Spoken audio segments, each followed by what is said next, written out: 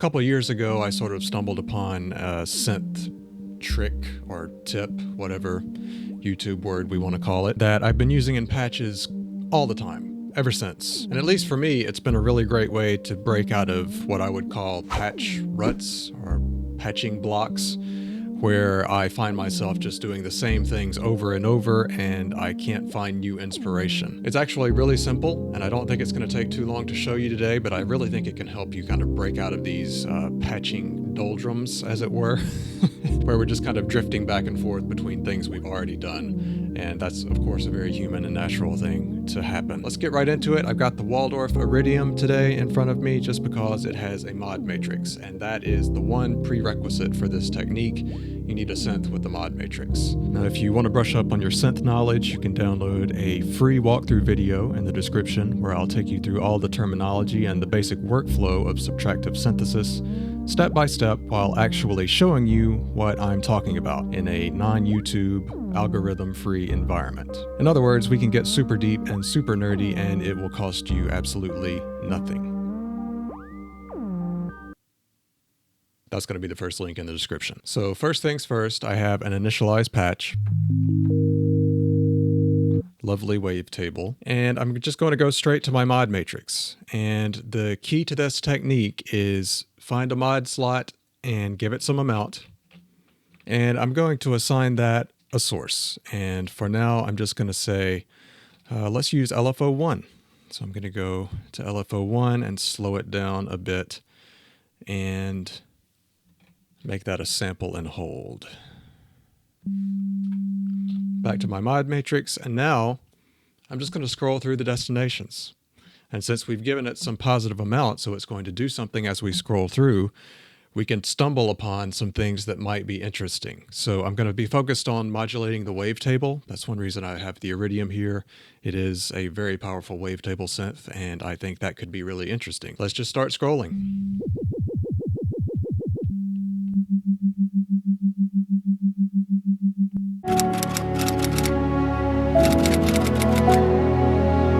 You know what? I've actually selected the wrong LFO over here because I'm dumb.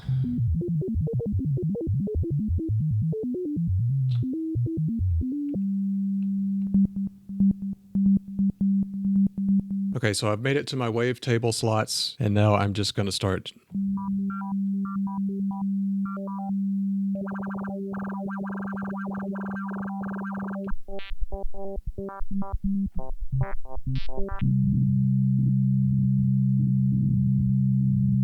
I like that.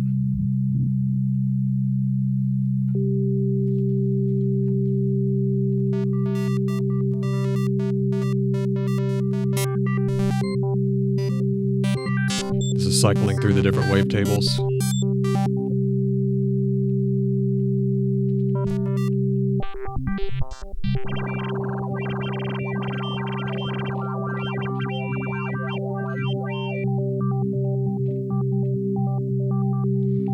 I like cycling through the position.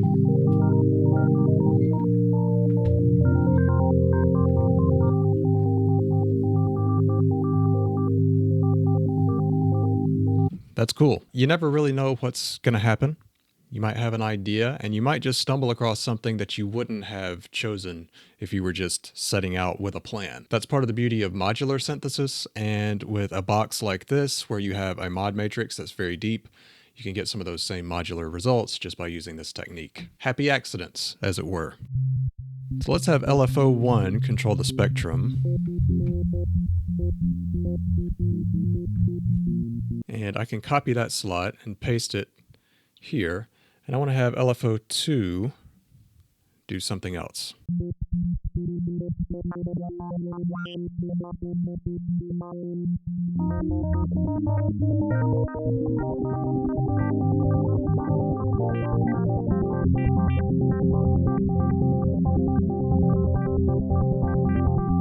Now, another one of my favorite things to do is in the Pro 3, for example, we can have one mod slot control or modulate another mod slot. It's a little different in the Iridium.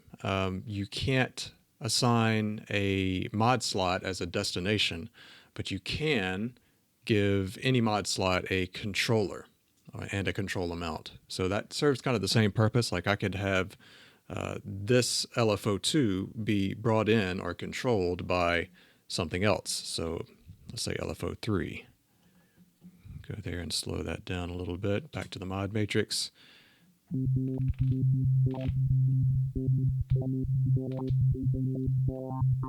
So now the amount of LFO2 controlling the wavetable position is being controlled by LFO3.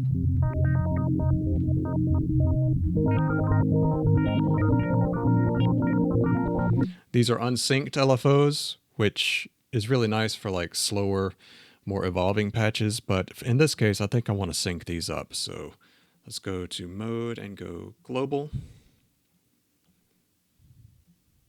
Global. My headphones are falling apart.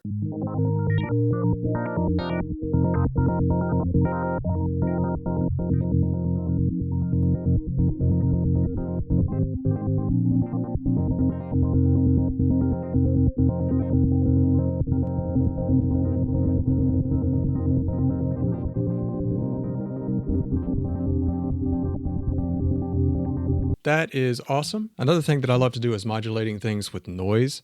And unfortunately, we don't specifically have a noise source. We could emulate that with sort of a ring mod thing if we set one of these waveform oscillators to a noise. But I don't want to do that. I want to stay in our mod matrix, and I'm just going to go to the complex oscillator. I always call this a complex oscillator. It's a complex modulator is actually what it is. And that allows us to draw stuff.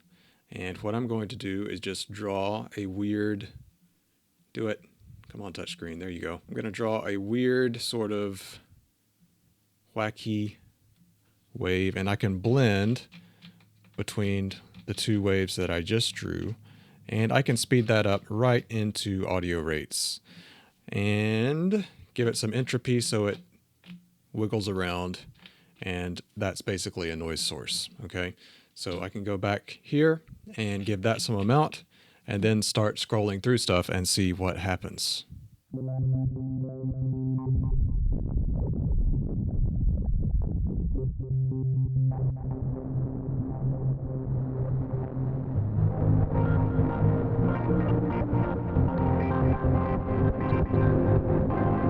That's really nice. So that's just that noise source, or the complex modulator, got it, controlling the oscillator 1 mix volume. But because it's basically noise, it creates that sort of fuzzy, buzzy sound. Can do oscillator 1 pan. That should give us some stereo width, but very noisy.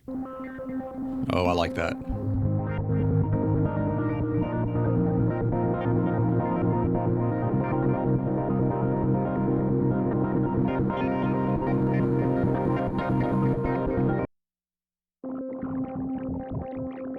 Now that complex modulator is controlling the wavetable position, let's continue to just scroll through.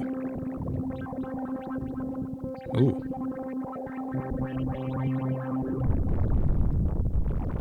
Maybe a little extreme. Can bring the amount down. I like that. Very noisy, but really nice. Let's take the amount back up and continue scrolling. Oh yeah.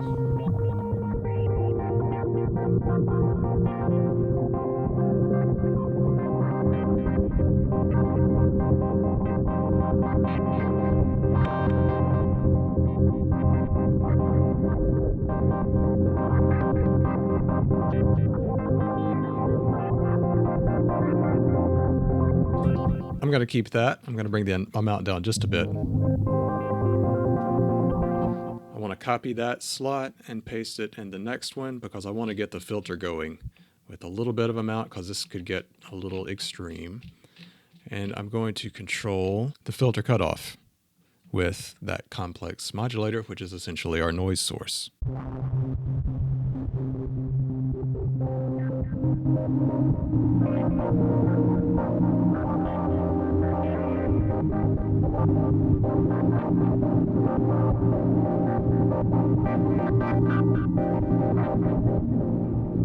did add some delay just to kind of get things moving. We can take that out and see how it sounds without it.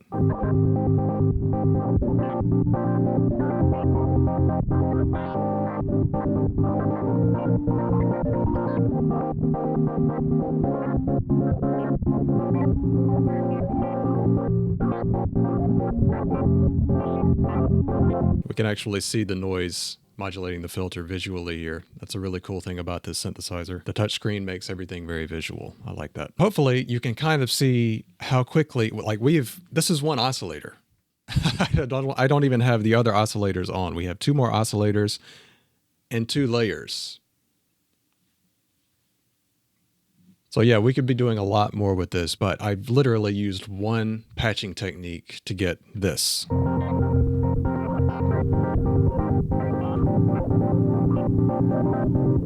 Which I think is pretty freaking cool. Now we could actually reverse this technique and go the other way, in which we select the destination and keep it fixed. Let's take the wavetable itself. So it's going to be cycling through which wavetables we're using. And I want to give that some positive amount, about 50%. And I'm going to remove these other things that I have going on. You know what? I can actually bypass these. Sorry about that. That would be much easier. That's a great feature. So now the complex oscillator is controlling wavetable 1. And I'm going to just use this technique in reverse. Scroll through various sources.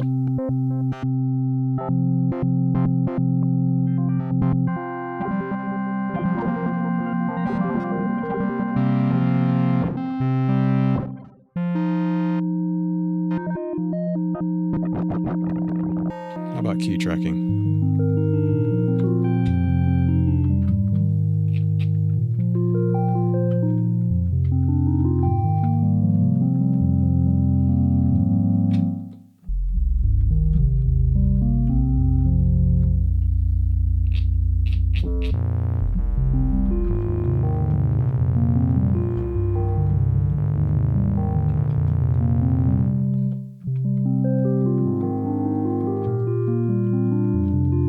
So let's say I like that, and then I wanted to do the other stuff, bring that stuff back in that I had done before.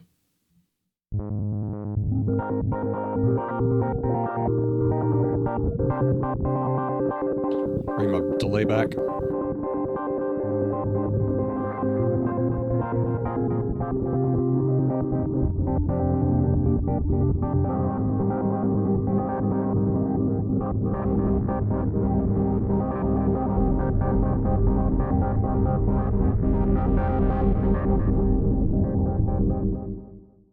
Cool. So hopefully we learned a new technique that is kind of stupidly simple, and I just happen to also be stupid enough to stumble across it. So it's something I use all the time in almost every patch now on these synths that do have mod matrices, and it's something you can use in the modular environment as well. If you take a patch cable that's got a signal coming out of the end, just start plugging it in different places and see what happens. It's the same technique in a more physical form. So if you got anything out of this video, I would really appreciate it if you would give it a thumbs up. As much as I hate having to ask you to do that, it really does help push these videos out to more people. And if you like music and synthesizers and like to hear people talk about making music with synthesizers, subscribe to the channel.